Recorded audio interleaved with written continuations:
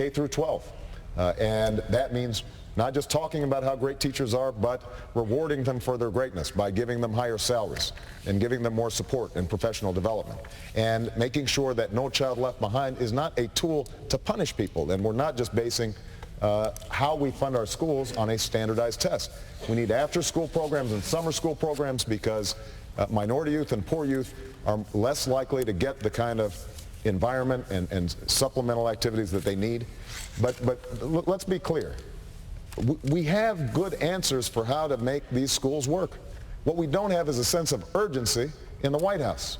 And, you know, I was raised by a single mom, my grandparents. I did not get money and privilege when I was young, but I did get a good education. And we've got to have that attitude for every single child in America. And that also means, last point I'll make, because sometimes this doesn't get talked enough about, we have to have our parents take their jobs seriously, and particularly African-American fathers, who all too often are absent from the home, have not encouraged the kind of nurturing of our children that they need. And as somebody who grew up without a father, I know how important that is. That is something that as president I intend to talk about. The schools can't do it all by themselves. Parents have to parent. Time up. Tim Russert. Could we just follow up on this? Tim, can we just follow up on this? Because, you know, again, this is a black-brown debate, and this is one of the most important issues. And I really commend Barack for, you know, taking on the full range. You know, this has to start in the families. This is what I've done for 35 years. We've got to do more to give families the tools and the support that they should have so that they can be the best parents. You know, they are a child's first teachers. And I want to commend the 100 Black Men, because I worked with the 100 Black Men in New York to help create the Eagle Academy, a high school for young African-American and Latino men. And the 100 Black Men in New York said they would mentor these young men. We also need more involvement from the community. It's not only the family, it's not only the school system. We all have a role to play, and that's going to be one of our highest priorities. Senator Edwards, 30 seconds. Thank you. We need universal pre-K. Barack spoke about early childhood education. We need universal pre-K for every 4-year-old in America, and we ought to go earlier than that with child care, nutrition needs, health care needs. We also have a huge dropout rate. We have high schools that are essentially dropout factories. We have to create second chance schools. We have to create opportunities for those young people to be, even though a lot of them do, he's right, start to drop out from a very young age. We need to get them on the right track. But once they're in high school, if they drop out, these second chance schools have been remarkably successful in getting them back into school. Now, Tim Russert. We arrived in Nevada, the headline in the Nevada Appeal newspaper, Nevada leads in gun deaths. The leading cause for death amongst young black men is guns, death, homicide. Mayor Bloomberg of New York, you all know him. He and 250 mayors have started a campaign, Mayors Against Illegal Guns.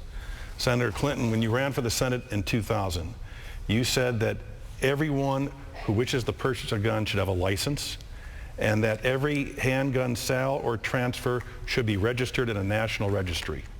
Will you try to implement such a plan? Well, I am against illegal guns, and illegal guns are the cause of so much death and injury in our country. I also am a political realist, and I understand that the political winds are very powerful against doing enough to try to get guns off the street, get them out of the hands of young people. The law in New York was, as you state, and the law in New York has worked to a great extent. I don't want the federal government preempting states and cities like New York that have very specific problems. So here's what I would do. We need to have a registry that really works with good information about people who are felons, people who have been committed to mental institutions, like the man in Virginia Tech who caused so much death and havoc. We need to make sure that that information is in a timely manner, both collected and presented. We do need to crack down on illegal gun dealers. This is something that I would like to see more of. And we need to enforce the laws that we have on the books. I would also work to reinstate the assault weapons ban. We now have, once again, police deaths going up around the country, and in large measure because bad guys now have assault weapons again. We stopped it for a while. Now they're back on the street. So there are steps we need to take. that we should do together. You know, I believe in the Second Amendment. People have a right to bear arms, but I also believe that we can commonsensically approach this. But you've backed off a national licensing registration plan. Yes. Senator Obama, when you were in the state Senate, you talked about licensing and registering guns and gun owners. Would you do that as president? I don't think that we can get that done. But what I do think we can do is to provide just some common sense enforcement. One good example, right? This is consistently blocked. The efforts by law enforcement to obtain the information required to trace back guns that have been used in crimes to unscrupulous gun dealers. That's not something that the NRA has allowed to get through Congress, and as president, I intend to make it happen. But here's the broader context that I think is important for us to remember. We essentially have two realities when it comes to guns in this country. You've got the tradition of lawful gun ownership that all of us saw as we travel around rural parts of the country. And it is very important for many Americans to be able to hunt, fish, take their kids out, teach them how to shoot. And then you've got the reality of 34 Chicago public school students who get shot down on the streets of Chicago. We can reconcile those two realities by making sure the Second Amendment is respected and that people are able to lawfully own guns, but that we also start cracking down on the kinds of abuses of firearms that we see on the streets. Senator Edwards, Democrats used to be out front for registration and licensing of guns. It now appears that there's a recognition that it's hard to win a national election with that position. Is that fair? I think that's fair, but I haven't changed my position on this. I'm against it. Having grown up where I did in the rural South, everyone around me had guns, everyone hunted, and I think it is enormously important to protect people's Second Amendment rights. I don't believe that means you need an AK-47 to hunt, and I think the assault weapons ban, which Hillary spoke about just a minute ago, as President of the United States, I'll do everything in my power to reinstate it. But I do think we need a president who understands that sportsmen, hunters who use their guns for lawful purposes have a right to have their Second Amendment rights looked after. Our third and final break is upon us, our final segment of our live debate here in Las Vegas. When we come back.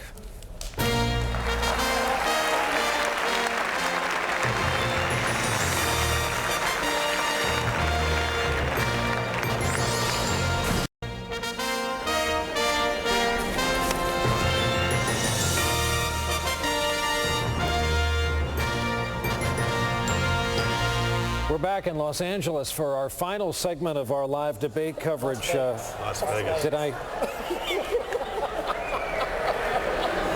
All right, okay.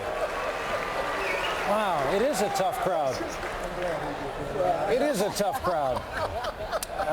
And I'm up $130 from last night, which is okay. I owe the city of Las Vegas my thanks. We're back in Las Vegas tonight with our live debate coverage. Thanks for saving me on that, Tim.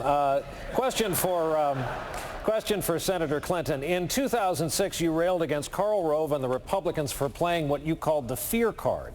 But on the eve of the New Hampshire primary, you said this: I don't think it was by accident that al-Qaeda decided to test the new Prime Minister, Gordon Brown, immediately. They watch our elections as closely as we do, maybe more than some of our fellow citizens do. They play our, allies. They do everything they can to undermine security in the world. So let's not forget, you're hiring a president, not just to do what a candidate says he or she wants to do in an election. You're hiring a president to be there when the chips were down. You were suggesting, it's been suggested, that you'd be a better president to deal with a possible terrorist attack than perhaps Senator Obama. Well, what I said is what you quoted, and I'm not going to characterize it, but it is the fact. You know, the fact is that we face a very dangerous adversary, and to forget that or to brush it aside, I think is a mistake. So I do feel that the next president has to be prepared, because we are up against a relentless enemy, and they will take advantage of us. They will certainly, as they have over the last several years, continue their attacks against our friends and allies around the world. We haven't talked as much about Homeland Security as I think is necessary in this campaign. Maybe I feel it acutely because I do represent New York. But the highest and greatest duty of the President of the United States is to protect and defend our country.